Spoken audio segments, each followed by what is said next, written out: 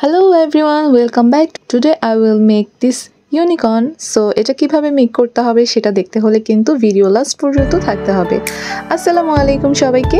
তো প্রথমেই হচ্ছে আমি ইউনিকর্নটা বানানোর জন্য এখানে হোয়াইট কালারের ক্লে নিয়ে নিয়েছি।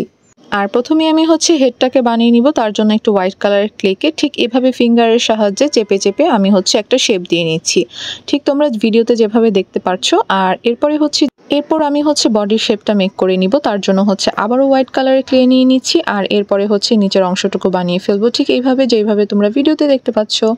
আর এই তো দুইটা পার্টি আমাদের তৈরি হয়ে গিয়েছে। এরপরে হচ্ছে আমরা দুইটা হাত বানিয়ে ফেলবো আর দুইটা কানও বানিয়ে ফেলবো একে একে। তো আমি প্রথমেই হচ্ছে ছোট ছোট করে পার্টসগুলো মেক করে নিচ্ছি, বডি পার্টসগুলো। তো এরপরে এগুলোকে একে একে জোড়া লাগিয়ে দিব। তো হালকা একটু ড্রাই করে নিয়েছি যেন হচ্ছে শেপগুলো নষ্ট না হয়ে যায় এগুলো লাগানোর সময়, এই জন্য। তো এরপরে হচ্ছে আমি হেডটাকে অ্যাটাচ করে দিলাম, এরপরে হচ্ছে দুইটা হ্যান্ডসকেও অ্যাটাচ করে দিলাম, এরপরে হচ্ছে দুইটা কানও দিয়ে দিব। এরপরে হচ্ছে আমি নিচের যে প্লেটটা আমি যেটার উপরে ইউনিকর্নটাকে বসাবো, তো সেটার জন্য আমি হচ্ছে নিচে একটা ছোট্ট প্লেট তৈরি করে ফেলবো। এটার জন্য আমার এই 5টা কালারের ক্লে লাগবে। তো প্রথমেই হচ্ছে আমি এখানে পিঙ্ক কালারের ক্লে নিয়ে নিয়েছি আর এটাকে হচ্ছে হাতের সাহায্যে ঘুরিয়ে ঘুরিয়ে একটা গোল শেপ দিয়ে নিব। এরপরে ফিঙ্গারের সাহায্যে এটাকে প্রেস করে করে এরকম একটা প্লেটের আকৃতি দিয়ে নিব। দেন হচ্ছে কি করব, এটাকে একটু হালকা ড্রাই হওয়ার জন্য রেখে দিব।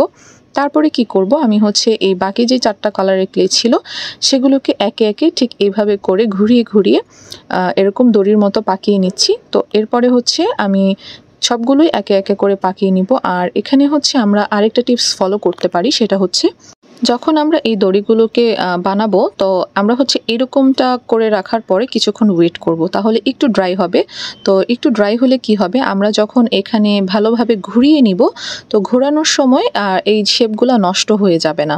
তো এই জিনিসটা তোমরা ফলো করলে আই থিঙ্ক তোমাদের কাজে লাগবে। তো আমি হচ্ছে এই জিনিসটাকে ড্রাই করে রাখিনি, তাই একটু শেপগুলো বাঁকাতারা হয়েছে। তো এর পরের বার যে আমি কেকটা বানিয়েছিলাম সেটাতে আমি এই ট্রিকটা ফলো করেছিলাম, তো আমি ভালো রেজাল্ট পেয়েছি, এই জন্য তোমাদের সাথে শেয়ার করে দিলাম।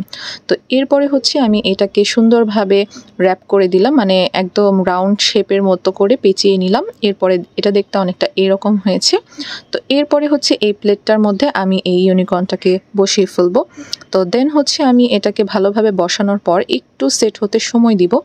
এরপরে বাকি কাজগুলো আমি করে নিয়েছি। আর আমি দুঃখিত, আর ছোট ছোট যে টুকিটাকি কাজ ছিল ওইটা আসলে আমি ক্যামেরা অফ করিয়ে হচ্ছে ভিডিওটা করে ফেলেছি, মানে আমার ক্যামেরাতে শ্যুট হয়নি, তো এই জন্য ওই পার্টটা আসলে দেখাতে পারিনি।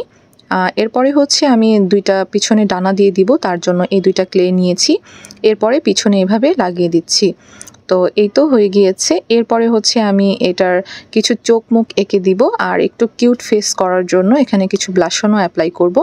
তো আমি এখানে টুলস দিয়ে জাস্ট মাউথটাকে এভাবে করে প্রেস করে বানিয়ে নিলাম।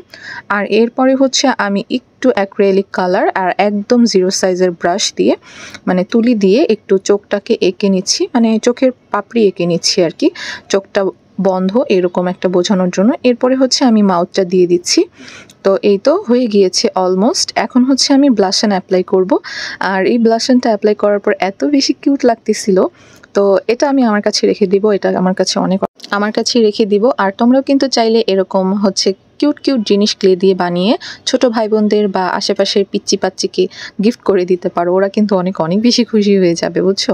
তো এই তো হয়ে গিয়েছে। তো আজকের ভিডিওটা এই পর্যন্তই। আই হোপ তোমরা এনজয় করবে এবং ভালো লাগবে। তোমাদের কাছে ভালো লেগে থাকলে কিন্তু অবশ্যই লাইক কমেন্ট করতে ভুলবে না। আল্লাহ হাফিজ।